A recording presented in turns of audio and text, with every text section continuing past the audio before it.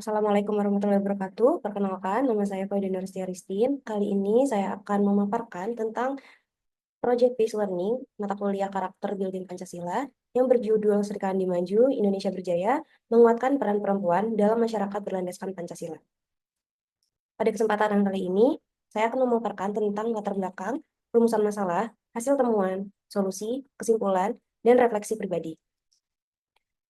Kesetaraan gender adalah kondisi di mana laki-laki dan perempuan memiliki hak dan tanggung jawab serta kesempatan yang sama dalam semua aspek kehidupan, termasuk pendidikan, pekerjaan, politik, dan pengambilan keputusan. Indonesia masih menghadapi tantangan dalam mencapai kesetaraan gender. Meskipun sudah ada kemajuan, diskriminasi terhadap perempuan masih ditemukan dalam dunia kerja, pendidikan, dan politik. Hal ini relevan dengan SDG S.5, yaitu Gender Equality, yang mana memang sudah menjadi budaya di Indonesia bahwa wanita merupakan objek dari sebuah budaya patriarki yang telah berakar di Indonesia. Namun pada dasarnya, Indonesia dengan keanekaragamannya memiliki Pancasila sebagai ideologi bangsa dan negara. Nilai-nilai Pancasila, terutama sila kedua dan lima, menjadi fondasi moral untuk menciptakan keadilan sosial dan menghargai peran perempuan dalam pembangunan. Rumusan masalah yang akan dibahas pada kesempatan kali ini adalah bagaimana implementasi nilai-nilai Pancasila dalam mewujudkan kesetaraan gender di Indonesia, apa tantangan utama dalam mencapai kesetaraan gender sesuai dengan prinsip SDGs 5, bagaimana strategi untuk meningkatkan partisipasi perempuan dalam kehidupan sosial, ekonomi, dan politik, bagaimana membentuk kebijakan yang efektif dalam mendukung pemberdayaan perempuan di berbagai sektor, serta apa peran komunitas dan mahasiswa dalam mengimplementasikan kesetaraan gender berbasis nilai-nilai Pancasila. Untuk hasil temuannya, terkait bagaimana implementasi nilai-nilai Pancasila dalam mewujudkan kesetaraan gender di Indonesia, narasumber dalam hal ini mengetahui cara implementasi Pancasila dalam konteks kesetaraan gender. Meskipun demikian, ada sorotan pada Pancasila sila kedua dan kelima.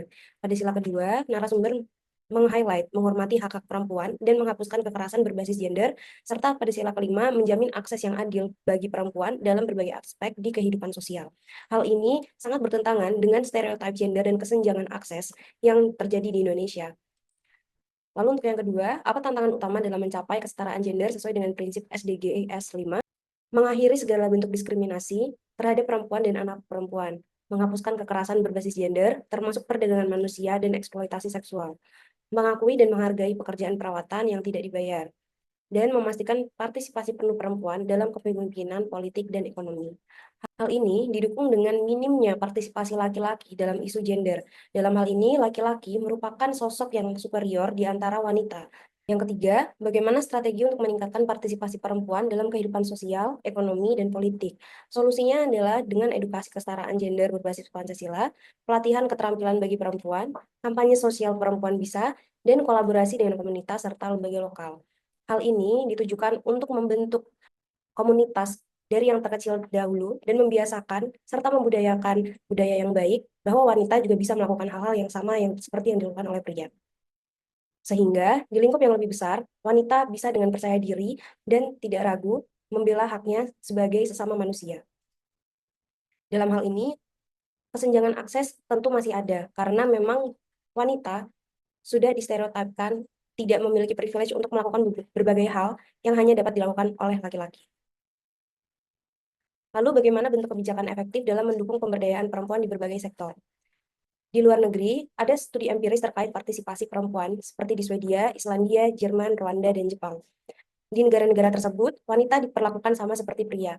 Bahkan, ada cuti parental leaving, di mana ayah dan ibu memiliki jatah cuti yang sama, sehingga dapat berbagi parenting bersama. Jadi tidak memberatkan pihak ibu saja dalam melakukan parenting setelah melahirkan. Dalam hal ini, wanita tentu mendapatkan beban ganda. Karena selain bekerja, wanita juga dipaksa untuk melakukan pekerjaan rumah seperti mengurus rumah dan mengurus suami serta anaknya. Sehingga menyebabkan beban ganda di mana perempuan harus mencari nafkah dan mengurusi keluarganya. Sementara laki-laki tidak diharuskan untuk mengurusi keluarganya dan hanya diwajibkan untuk memberikan nafkah saja. Lalu, apa peran komunitas dan mahasiswa dalam mengimplementasikan kesetaraan gender berbasis nilai-nilai Pancasila? Pengaplikasian nilai-nilai Pancasila dalam tindakan nyata terkait kesetaraan gender dapat dilakukan dengan cara mengembangkan keterampilan soft skill, hard skill, dan memperdayakan perempuan. Selain itu, mengimplementasikan 3 butir BGA berpikir kritis, giat belajar, dan adaptif dalam penyelesaian isu sosial dapat meningkatkan implementasi kesetaraan gender berbasis nilai-nilai Pancasila yang dapat dilakukan oleh wanita serta orang-orang di sekitarnya. Dalam hal ini, temuan yang paling besar jika dirangkum adalah stereotip gender, beban ganda, kesenjangan akses, serta minimnya partisipasi laki-laki. Hal ini sudah menjadi hambatan sejak dahulu kala. Maka itu perlu adanya solusi yang dapat diimplementasikan secara nyata. Misalnya, edukasi kesetaraan gender berbasis Pancasila, pelatihan keterampilan bagi perempuan, kampanye sosial perempuan bisa, serta kolaborasi dengan komunitas dan lembaga lokal. Kesimpulannya adalah kesetaraan gender masih menjadi tantangan nyata di masyarakat Indonesia, baik dalam sektor pendidikan, pekerjaan, maupun partisipasi politik. Selanjutnya, melalui observasi dan wawancara serta diskusi kelompok dalam proyek ini, teridentifikasi berbagai hambatan struktural dan budaya yang masih membatasi perempuan. Sebagai bahan refleksi, berpikir kritis sudah diterapkan oleh pahlawan-pahlawan wanita seperti Cut Nyadin, Kartini, Dewi Sartika, dan banyak pahlawan lainnya yang merupakan pematik perjuangan perempuan di Indonesia. Sebagai perempuan, perlu adanya bukti bahwa perempuan bisa. Perjuangan perempuan tidak semerta-merta meminta hak yang sama, tetapi perempuan juga harus memiliki value yang sama dengan pria. Budaya patriarki yang melekat pada perempuan Indonesia sedikit demi sedikit menyetarakan dirinya. Pada zaman ini, komunitas perempuan di suatu lingkungan perlu diperhatikan, karena lewat komunitas tersebut, perempuan-perempuan Indonesia memiliki wadah yang tepat untuk berkembang, beradaptasi, belajar, serta berbagi. Tren seperti Women Support Women dan Kartini era ini juga telah digalakkan setidaknya 5 tahun terakhir.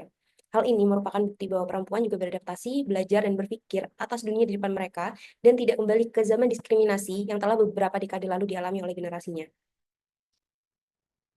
Sekian yang dapat saya sampaikan. Apabila ada kesalahan, mohon maaf yang sebesar-besarnya. Wabillahi taufiq wal hidayah. Wassalamualaikum warahmatullahi wabarakatuh.